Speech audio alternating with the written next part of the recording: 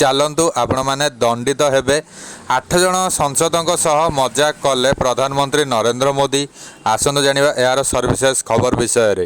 ପ୍ରଧାନମନ୍ତ୍ରୀ ନରେନ୍ଦ୍ର ମୋଦିଙ୍କ ଗମ୍ଭୀରତାପୂର୍ଣ୍ଣ ବକ୍ତବ୍ୟକୁ ନେଇ ଯେତିକି ଚର୍ଚ୍ଚା ହୋଇଥାଏ, ସେତିକି ତାଙ୍କର ହାସ୍ୟପୂର୍ଣ୍ଣ ବ୍ୟବହାର ମଧ୍ୟ ଚର୍ଚ୍ଚାର ପ୍ରସଙ୍ଗ ଯୋଗାଇଥାଏ।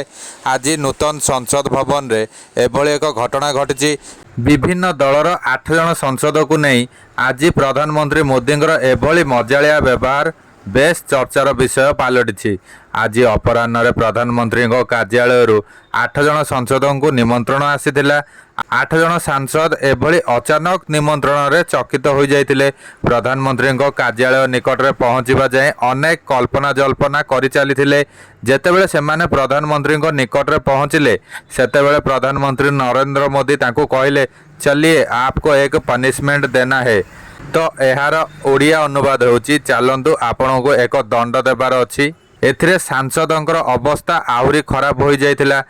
ଅତି ସନ୍ତର୍ପଣରେ ସେମାନେ ପ୍ରଧାନମନ୍ତ୍ରୀଙ୍କ ପଛରେ ଚାଲିଲେ। ଯେତେବେଳେ ଲିଫ୍ଟର ଦ୍ୱାର କ୍ୟାଣ୍ଟିନ୍ ଠାରେ ଖୋଲିଲା, ସାଂସଦମାନେ ଜାଣିପାରିଲେ ଯେ ମାମଲାଟି କ'ଣ। କ୍ୟାଣ୍ଟିନ୍ରେ ମୋଦି ସାଂସଦଙ୍କ ସହ ବସି ଖାଇବା ସହ ବିଭିନ୍ନ ପ୍ରସଙ୍ଗରେ ଆଲୋଚନା କରିଥିଲେ। ତେବେ ଏହିଭଳି ମଜାଳିଆ ଘଟଣାକୁ ସମସ୍ତ ସାଂସଦ ଏହି କଥା ନିଜ ସାମାଜିକ ଗଣମାଧ୍ୟମରେ ପୋଷ୍ଟ କରିଛନ୍ତି।